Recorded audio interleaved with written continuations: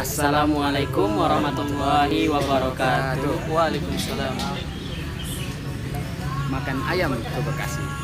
Tidak afdol kalau tidak pakai nasi. Kembali lagi bersama kami dari Advokasi Dengan menawarkan sesi taksi Talk with Advokasi.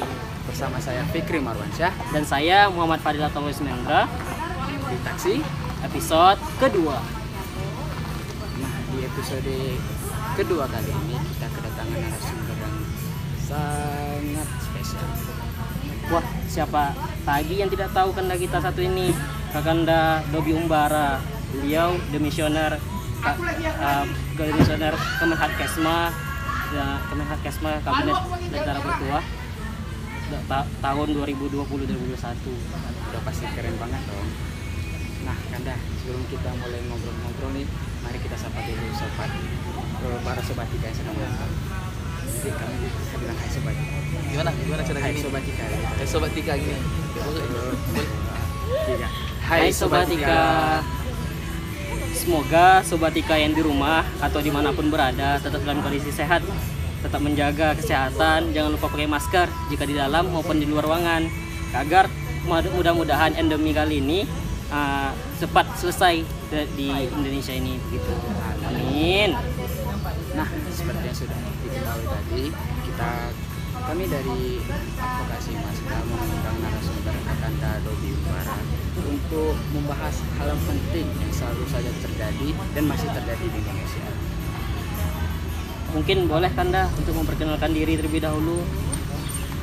Perkenalkan diri ya. Iya. Baik, bismillahirrahmanirrahim. Assalamualaikum warahmatullahi wabarakatuh. Perkenalkan nama saya Dobi Umbara. Bisa dipanggil Dobi ya. Jurusan Ilmu Hukum, Fakultas Hukum, Program Khususan Hukum Pidana. Angkatan udah kata tua lah pokoknya. Angkatan 2016, insyaallah sebentar lagi selesai, mohon doanya. Amin. Amin. Nah, Kanda, bagaimana kabar Kanda hari ini? Alhamdulillah baik. Kalau untuk kesibukan akhir-akhir ini Kanda gimana? Kesibukan ya tentu amanah kalau di kampus, di dalam kampus memang amanah dan selesai. Tidak ada lagi lembaga di kampus, cuman di luar kampus tetap ada, seperti di kami masih ada. Dimana saat ini diamanatkan sebagai ketua kami kampus. Jadi kesibukannya itu di organisasi kami sama TA. Tugas akhir itu Dilancarkan semua. Amin. Oh ya, untuk bincang kali ini Kanda, kami mengusung judul tentang keadilan di bayang oligarki, demokrasi hilang jati. Jadi menurut Kanda bagaimana sebenarnya apa sih oligarki itu? baik. Bicara tentang oligarki ya, ini terus digembor-gemborkan oleh isu-isu oleh beberapa orang. Tapi kalau kita lihat orang-orang yang mengemborkan isu-isu itu adalah orang-orang yang ikut kontestasi politik. Kalau bicara tentang oligarki itu sebuah sistem yang diberlakukan suatu negara atau suatu negeri. Yang bagaimana sistem itu menentukan siapa yang berkuasa. Kalau kita di Indonesia jelas kan demokrasi, gimana cara pemilihan kita itu dengan pemilihan umum ya. Pemilihan umum berbeda dengan demokrasinya Amerika. Itu keterwakilan pemilihan keterwakilan beda dengan Cina keterwakilan dalam pemilihan. Kalau kita langsung pemilihan ada perbedaan demokrasi kita dengan perbedaan lain. Kalau kita bicara tentang oligarki sendiri itu memiliki makna adalah kekuasaan yang dipegang oleh beberapa kelompok orang yang dimana kelompok itu tidak besar. Kalau kita lihat contoh, memang negara saat ini yang kalau saya lihat memang negara-negara besar belum tidak ada lagi oligarki. Karena oligarki ini berasal dari Yunani lama dulu sekarang tidak lagi. Kalau kita melihat contoh, kalau kawan-kawan suka nonton film One Piece, Kalau kawan-kawan suka nonton One Piece, pasti kawan tahu problem yang ada di film One Piece tersebut, yaitu semena-menanya pemerintahan dunia. Pemerintahan dunia ini siapa yang menguasai, memegang? Tenryubito kan? Tenryubito, atau kita kalau bahasa Indonesia itu adalah naga langitnya kan? Naga langit. Maka itu yang disebut oligarki, yang dipegang kekuasaannya itu oleh seorang. Dan di situ kita lihat kalau ada orang yang mencoba untuk mengganggu kekuasaan mereka, pasti mereka singkirkan. Kan kita lihat, memang secara kita lihat film One Piece itu, aku masih One Piece pula gitu, karena saya memang penggemar One Piece nih. Tapi memang kita lihat itu adalah realita yang terjadi. Realita terjadi gimana dunia itu dikuasai oleh berapa kelompok orang. Mana kalau ketika diganggu ke kekuasaan mereka tidak segan melakukan apa yang ingin lakukan. Ya tentu yang ancaman mereka tuh yang orang-orang yang menemukan One Piece itu. Kenapa? Ketika One Piece itu ditemukan rahasia pemerintahan dunia ditemukan. Itu kita lihat alur ceritanya, tapi itu belum selesai, kita lihat alur ceritanya.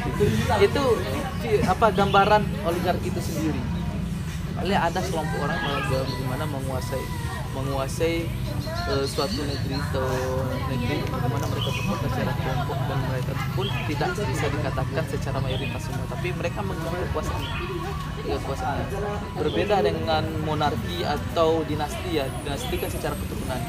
Kalau itu enggak, bukan secara keturunan tapi secara kelompok mereka. Mungkin itu tentang oligarki. Jadi relate sekali sama gambarannya seperti itu. Karena saya tidak bisa berani menggambarkan salah satu negara negara yang ada di dunia ini, karena saya belum mempelajari negara mana yang menganut sistem oligarki ini. Tapi setahu saya belum, tidak ada lagi sih yang menganut oligarki ini. Tak tahu negara-negara yang lainnya. Tadi kan Kanda judul yang kita bawa nih, kita usung ini kan keadilan di bawah bayang-bayang oligarki nih, demokrasi jadi hilang jadi diri. Nah, dengan judul tersebut nih Kanda, menurut pendapat Kanda apa hubungannya dengan negara ini saat ini? Itu pertama yang penting yang kita pelajari bersama. Memang sering narasi oligarki itu sering keluar. Ya, itu dikeluarkan oleh lawan-lawan politik dari orang berkuasa. Tapi memang kadang ada juga kemiripan dengan oligarki.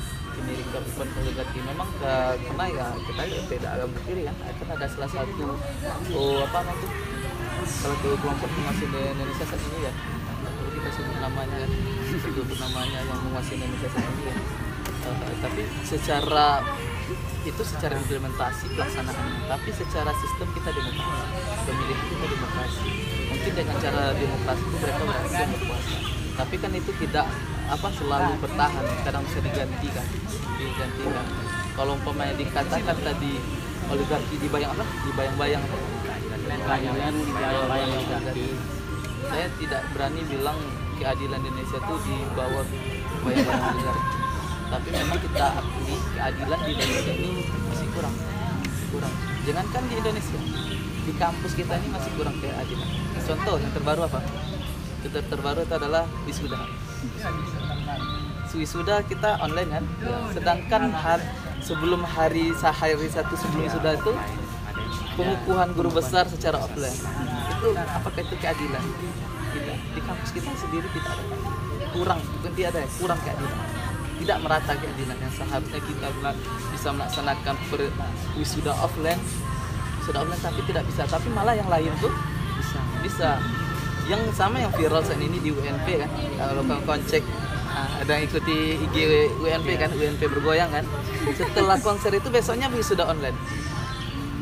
Sama cerita sama kita, tapi mereka lebih parah lagi kan, Jadi memang kalau bicara keadilan di kampus kita sendiri, keadilan itu belum merata gitu.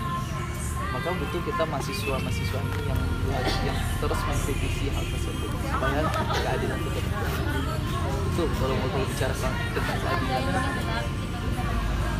Jadi karena di kampus kita ini masih ada juga yang ketidakadilan, dan itu pun terus berulang-ulang kan? Jadi menurut pandangan Anda apa sih penyebabnya kira-kira bisa terulang-ulang keadilan ini, masalah itu terus terulang-ulang. Itu kalau kita bicara apa penyebabnya, kajian yang lebih dalam lagi apa penyebabnya, itu kalau kita berkaca tentang apa, berkaca tentang wisuda ketiga, bisa saja kita wisuda dari pimpinan itu sendiri tidak apa berubah sistem berubah lagi perubahan, bisa saja nanti akan berubah lagi, tapi itu bukan suatu apa namanya alasan yang konkret. Makanya kita gimana itu tetap tidak berulang. Kalau dikatakan berulang kali kan itu baru ini ya. Setelah periode sebelumnya itu karena memang COVID lagi gencar-gencarnya dan tidak boleh terlalu beraktivitas banyak, beraktivitas memang dibatasi. Memang itulah kita sebagai mahasiswa tuh mengkritisi, apalagi kawan-kawan yang masih beramanah di kelembagaan ini memiliki tanggung jawab moral tetap permasalahan tersebut. Apa keadilan yang tidak terjadi di kampus kita, baik itu di negeri kita, kawan-kawan harus mengkritisi. Ya kemarin ya saya pun heran juga sama kawan-kawan yang kelembagaan yang ada di Untut. Heran kenapa tidak ada sikap mengenai yang seperti itu. Kenapa pengukuhan bisa offline dengan ramai semua itu, wisuda bisa online. Setidaknya ada sikap secara di media kita. Mungkin media kita merasa kecewa atau menolak pelaksanaan wisuda online atau gimana, ada sikap dari kita, ketegasan dari kita, bahasanya ketegasan dari kita harus ada itu sebenarnya. Makanya kalau umpamanya kalau kita menunggu instruksi, ya kalau gerakan ini kita tidak harus, kalau dalam permasalahan ini tidak bisa kita terpaku menunggu instruksi. Kalau kawan-kawan dari Himaska itu sendiri dan resah rasanya, ya silahkan bergerak sendiri. Apakah gerakan kawan-kawan membentang spanduk ke seluruh negeri protes terhadap hal tersebut, itu kan bentuk gerakan, itu kan viral untuk bersama, itu keresahan bersama. Jangan tunggu viral dulu permasalahannya, baru kita gerak. Jangan sampai seperti itu. Tadi kan tadi kan ngomong-ngomong masalah ketidakadilan. Nah, ini ada suatu kasus nih Kanda, di mana terdapat suatu public figure, mungkin Kanda pernah dengar yang bersalah tetapi ditangguhkan masa tahanannya karena faktor anaknya gitu. Di beberapa kasus ada juga seorang ibu, dia terpaksa membawa anaknya untuk mendekam di penjara tanpa ada rasa simpati serta keinginan hukuman seperti keringanan hukuman seperti kasus yang pertama tadi. Menurut Kanda, hukum di Indonesia ini sudah melakukan peran, hak atau dan kewajibannya gitu Kanda? Oke, bicara tentang keadilan tadi ya, perbandingan antara satu kasus bagaimana dia bisa dapat melakukan satu tidak. Memang kalau kita lihat saya kurang terlalu saya sudah membaca tapi terlalu mendalami kali ke kasus itu tersebut. Yang saya dalami, dia melakukan pencemaran nama baik ya, melakukan pencemaran nama baik, lalu dia ditahan, dijemput paksa, lalu habis itu ditangguhkan lagi penahannya. Itu kan dalam proses ini itu dalam proses pemeriksaan, belum masuk ke proses pengadilan. Seharusnya kan bisa dalam secara KUHP, kitab undang-undang acara pidana, itu bisa ditahan dan bisa ditangguhkan dengan beberapa alasan. Ya, itu alasan itu berada di pada pasal berapa tuh? 21 KUHP. Ada di pasal 21 KUHP. Silakan nanti kawan-kawan cek lagi apakah nantinya ada memenuhi penangguhan terhadap siapa itu sudah memenuhi atau belum. Karena saya memang belum terlalu mendalami lagi kajiannya, karena semalam dihubungi, malamnya dikabari kan acaranya besok kan. Jadi belum sempat ya saya terlalu membalik, karena ada juga agenda dari malam tadi persiapan sampai pagi sampai siang. Ya memang silakan nanti kawan-kawan cek, kalau umpamanya dikatakan itu keadilan, ya memang keadilan di negeri kita ini masih kurang. Tapi ini masih kurang. Ya banyak contoh-contohnya kan kalau kita lihat keadilan di negeri kita ini. Kalau umpamanya itu jadi jadi alasan, kalau umpamanya jadi satu permasalahan, ya silakan aja kita kalau kawan-kawan yang berani silakan beropini di media. banyak terjadi memang, tapi memang kita ikuti kasus gimana kelanjutan.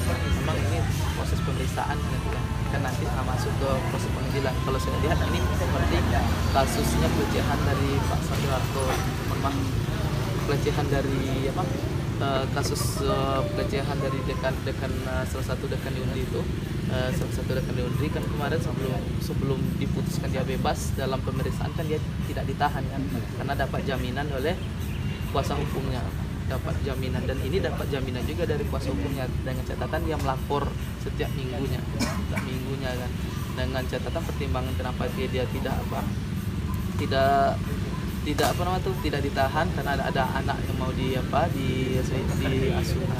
asuhnya itu kan dari peran dari pengacaranya gimana dia cara melobinya kan biar tembus dari hak dari kliennya itu sendiri. Jadi memang yang perlu kita lihat itu adalah apakah dia memenuhi syarat tak untuk hal tersebut. Kalau memenuhi syarat ya tidak masalah, kalau memang ada penangguhan tersebut.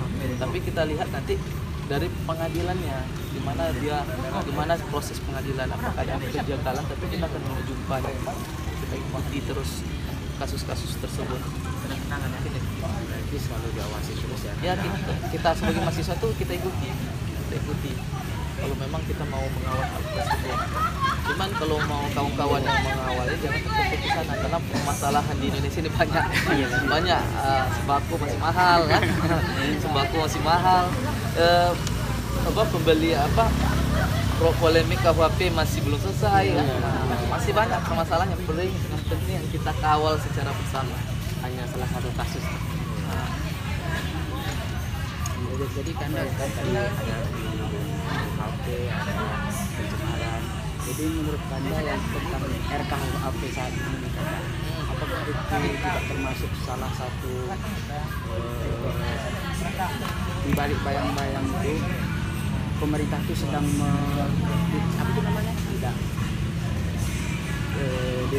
terjadi kemunduran demokrasi di Cara tentang RKUHP ya, bukan KUHP sekarang kan, RKUHP. Tentu aturan, kalau saya pribadi itu sepakat RKUHP itu diterapkan. Karena apa? KUHP saat ini adalah peninggalan Belanda. Orang Belanda aja nak pakai KUHP kita masih pakai KUHP. Tapi memang kalau kita lihat, kita kaji, memang masih ada polemik dari pasal-pasal, beberapa pasal dari KUHP tersebut. Maka itu yang kita kritisi. Jangan kita kritisi nggak usah diterapkan KUHP, tapi kita kritisi pasal-pasal yang bermasalah tersebut. Ya tentu secara kajian secara menyeluruh, yang bermasalah itu cuma tentang penghinaan presiden, dengan apa, penjatuhan martabat terhadap pemerintah.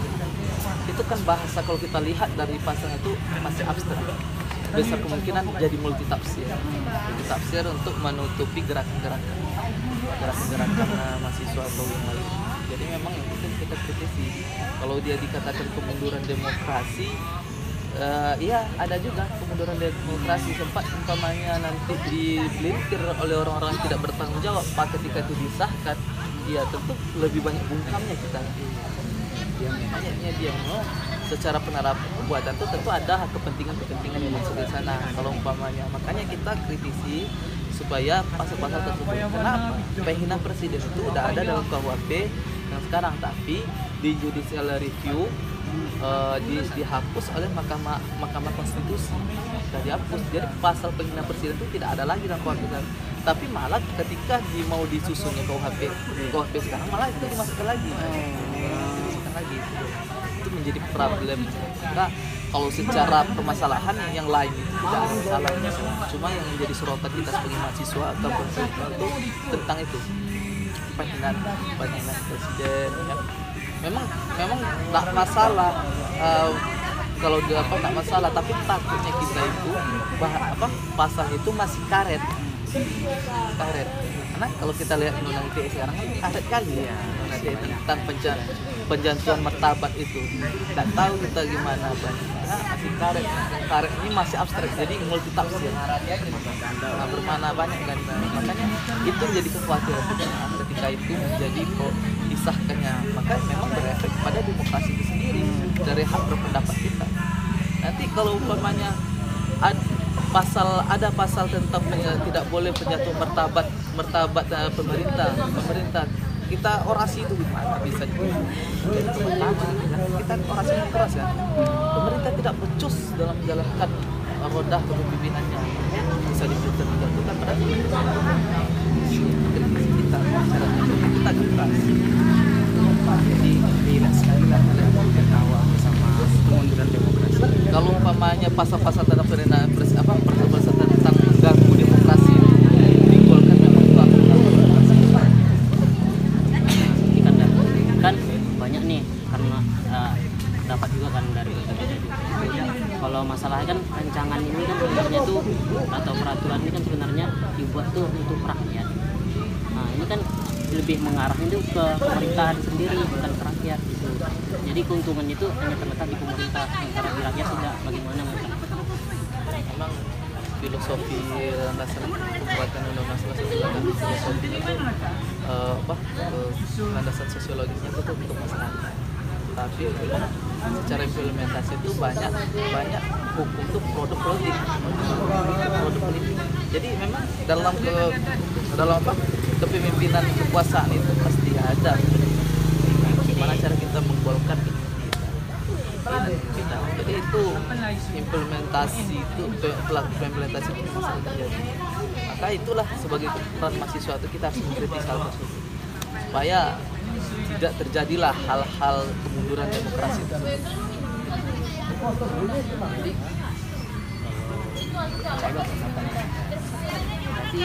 adalah sedikit oligarki di dalam ekonomi.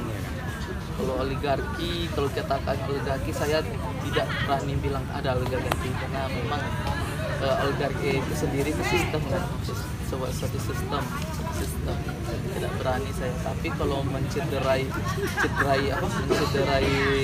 demokrasi bisa kita katakan, karena lawan oligarki itu demokrasi, lawan demokrasi itu tirani, sewenang-wenang. Oligarki itu cuma sistem, tapi memang kadang ada pelaksanaan itu saya katakan seperti oligarki ya tentu kalau pelaksanaan seperti oligarki itu ada salah satu kelompok yang berkuasa melalui partai politik ya kan, melalui partai politik ya, gimana dia tuh menghalalkan segala cara untuk mempertahankan posisinya. Kadang itu yang dikaitkan orang dengan oligarki tersebut. Cuma secara sistem kita tidak oligarki. Jadi banyak kesalahpahaman penggunaan kata oligarki. Itu biasalah, kita lumrah lah karena itu biasa digunakan untuk menyerang lawan politik. Bisa digunakan menyerang lawan politik. Jadi Anda sebagai kita mahasiswa kan ada itu peran mahasiswa sebagai agen exchange. Jadi untuk kejadian yang terjadi saat ini kan apa sih peran mahasiswa sebagai agen exchange?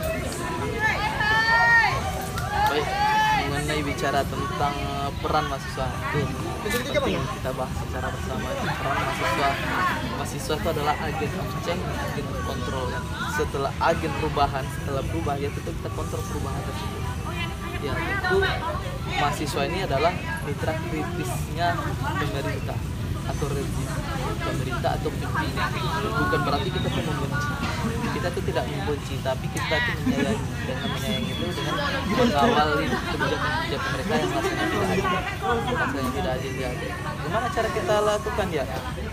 Kita maksimalkan yang beramanah di kampus ini, seperti kawan-kawan yang ada di Himaska yang di bagian administrasi, akan diawasi terus berjalannya kepemimpinan roda kepemimpinan pemerintah kita ini, baik pun di kampus kita ini. Jadi kita awasi secara bersama. Kalau ada yang melenceng tidak adil rasanya, ada yang tidak sesuai rasanya, ya kita kritis secara bersama. Ya, bagaimana cara mengkritisinya? Maka itulah peran advokasi. Peran advokasi kita menyusun strategi apa yang ideal. Apakah kita membuat propaganda atau yang terakhir itu aksi massa. Kalau saya sering mengisi kelas-kelas advokasi dulu saya sering bilang ada tahapan advokasi, tapi sebenarnya itu lebih strategi apa yang cocok dengan kondisi tersebut. Contohnya kalau kita permasalahan dengan permasalahan sawit murah. Tapi yang kita apa yang cocok gerakan yang kita lakukan ya, karena itu berhubungan dengan pemerintah pusat ya aksi. Kalau audiensi tak akan tembus didengar masuk pun dari audiensi kan sama mereka pun tidak akan peduli, kan biasa aja negara, karena advokasi ini makin terasa kuat tekanannya itu semakin bagus. Makanya advokasi itu lebih ke strategi. Apa yang cocok dengan permasalahan tersebut.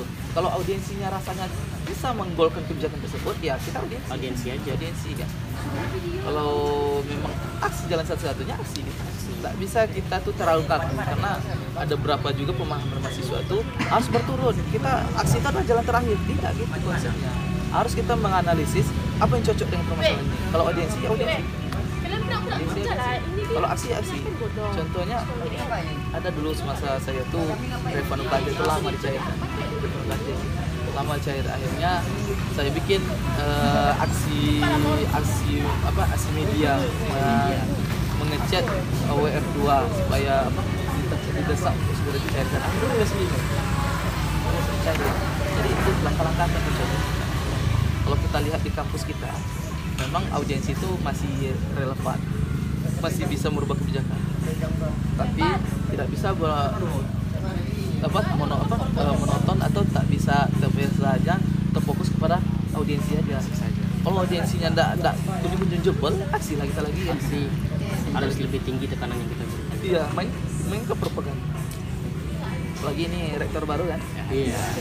Baru, jadi harus kalian susun nih dari kelembagaan mahasiswa nih bersama BEM Undri, susun apa nih memorandum yang mau disepakati untuk rektor ini. Kemarin Pak Aras terpilih itu ada memorandumnya, yaitu apa kinerja yang jadi prioritas yang harus diselesaikan. Problem kita di kampus kita masih banyak. Gedung mangkrak masih ada, masih banyak canda. Apalagi pembangunan gedung ADB belum ada kejelasan. Tidak tahu kapan mau bangun. Tanya kalau kabar saya dapat dari selesai kontrak dari semua kontraktor sekarang, tapi tinggal kita kawal dan bagaimana prosesnya gedung ADB. Ada 10 gedung mau dibangunkan. Iya, kita kawal, jangan sampai jadi candi lagi nanti. Jadi candi lagi kan. Jadi lagi apa lagi KTM kawan-kawan itu harus lebih tinggal ditekan lagi kecil tapi penting. Kalau umpamanya pola-pola tak biasa, apa gerakan yang bisa kita cocokkan gitu? Pakai aksi media berapa harus segera digolkan itu. Ya selalu sudah tadi. Tidak tahu abang kalau Oktober ini tak offline sama si online. Kalau kan nanti ketika umpamanya ada dilantik akan didiskusikan sama kelembagaan. Kalian pun ngambil peran, kalian di Himaska pun ngambil peran di sana, kan gabung di Armada Budaya Berulangit ya. Silakan disampaikan di sana. Ini gimana nih gerakan kita, apa yang nota kesepakatan apa yang kita bisa buat ya dari kawan-kawan memulainya. Itu ya. Karena saya lihat sejauh ini dari peran kawan-kawan dari Hima masih menunggu. Kalau bisa kawan tuh jangan menunggu dulu, langsung segera bergerak. Kalau bisa kita yang mengeluarkan pendapat dia itu kita berkolaborasi dengan kelembagaan yang universitas berkolaborasi. Jangan main gerak sendiri kita ke rektorat, habis kita bantai deh. Jadi memang berkolaborasi, tapi memang gagasan itu dari kita. Saya harapannya karena kawan-kawan ini masih angkatan baru 2021, karir kawan-kawan masih panjang, silakan menjadi orang-orang yang mengkonsep suatu gerakan, bagaimana gerakan tersebut bermanfaat untuk orang lain. Jadi silakan kawan mengasih gagasannya, gimana nih saya ngasih idenya gini untuk kebaikan kita bersama. Saya mengasih ini, kita bikin pertemuan secara terbuka dengan rektor baru ini, minta bikin nota kesepakatan sama dia. Kita bikin seperti plakat besar dipajang di ruangan rektorat itu, di ruangan rektor. Itu contoh ide, salah satu ide. Itu tergantung kawan gimana ide nanti mengkonsepnya. Maka kawan di sini harus banyak mengkonsepkan suatu gerakan tersebut.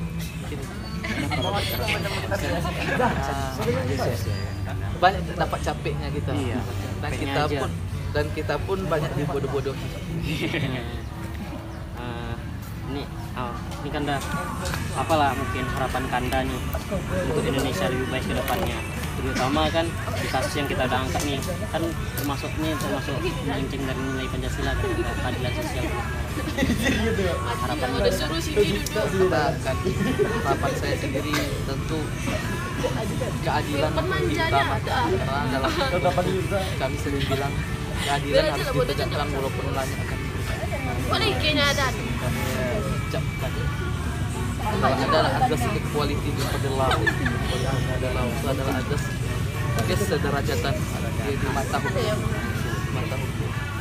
atas keadilan itu harus kita tegakkan. Gimana cara keadilan itu tetap kita sebagai mahasiswa itu harus aktif mengkritisi dan memang itu udah jadi tugas mahasiswa, karena kalau kita mau jadi orang yang besar kita tuh peduli dengan bangsa. Gimana caranya peduli itu dulu, setelah peduli tentu kita ingin berperan gimana cara masyarakat ini sejahtera. Ya salah satunya caranya kita sebagai mahasiswa itu menjadi maka itu yang harus kalian tanam, yang harus kawan-kawan buktikan, karena memang banyak juga narasi-narasi yang keluar kan. Angkatan 20, 21 itu angkatan online, jadi masih kurang kritis. Itu harus kalian tepis, itu kawan-kawan tepis, jadi membuktikan dengan kepedulian kawan dengan jiwa-jiwa kritis kawan. Jangan sampai angkatan 21 dicap angkatan online yang tidak bermutu. Jangan sampai. Kalau bisa kami yang paling kritis. Kalian paling kritis. Kalian buktikan kalian lebih berkualitas pada angkatan sebelumnya. Bukan untuk angkatan 21 tapi angkatan lain semuanya. Buktikan kalian itu yang terbaik. Jangan menjatuhkan lain, tapi kita menjadi yang terdepan. Melihatkan yang terbaik. Ya, ada yang closing statement Sobat Tika yang sedang menonton. Silakan untuk menyampaikan closing statementnya kita nih yang bakal menonton. Closing statement ya. Harapannya memang kawan-kawan di sini tetap semangat dalam perjuangan, karena perjuangan itu sangat berguna dan berdasar, karena memang ada, karena kita mahasiswa bukan siswa lagi kan, ada kata maha yang sematkan untuk kita, karena berarti apa maknanya, ada amanah besar yang dimana amanah tersebut yang kita pikul itu bukan bukan kepentingan diri pribadi, tapi ada kepentingan orang banyak yang kita pikirkan. Jadi memang harapan saya semuanya, untuk kita semuanya, dan saya pun insyaallah selesai juga lagi kan, mungkin lebih saja, tidak berpower seperti mahasiswa seperti dulu lagi. Yang kawan-kawan yang masih kelembagaan inilah memiliki power yang besar untuk bergerak. Silakan maksimalkan gerakan, silakan kritisi tentang bahan pokok yang mahal, harga sawit kalau dengar kabar harga sawit dah naik ya. Silakan dikritisi, minyak masih mahal sebelumnya. Silakan kritisi permasalahan rakyat yang ada di permasalahan kampus, dan silakan dengan power kawan-kawan. Kami kan ya tentu tak kuat lagi power kami kan, tak kuat lagi, makanya yang kami titipkanlah amanah ini kepada kawan-kawan yang masih beramanah. Silakan maksimalkan ada, jangan sampai kita tuh banyak diam sehingga keadilan itu tidak ada. Itu proses dari saya. Semoga teman-teman Sobat Tika dimanapun berada bisa dapat mengambil hikmah dan ilmu dari obrolan singkat kita pada redaksi kali ini, dan semoga bermanfaat bagi kita semua. Ya teman-teman Sobat Tika kan, banyak sekali nih yang bisa kita dapatkan dari beberapa dari kasus ketidakadilan yang kita bahas, dan juga harapan-harapan Kanda nih untuk kita semua. Mungkin sampai sekarang mungkin sudah saatnya kita mengakhiri obrolan kita pada terima kasih kepada Anda yang telah meluangkan waktu sudah datang ke sini memberikan ilmu kami bisa apa yang Dan juga kami berterima kasih pada teman-teman Sobat Ika yang setia nih menonton Taksi episode kedua ini, dan jangan lupa untuk menonton Taksi episode yang sebelumnya ya. Sekali lagi kami mengucapkan terima kasih dan memohon maaf apabila masih ada kekurangan. Akhir kata, Wassalamualaikum warahmatullahi wabarakatuh.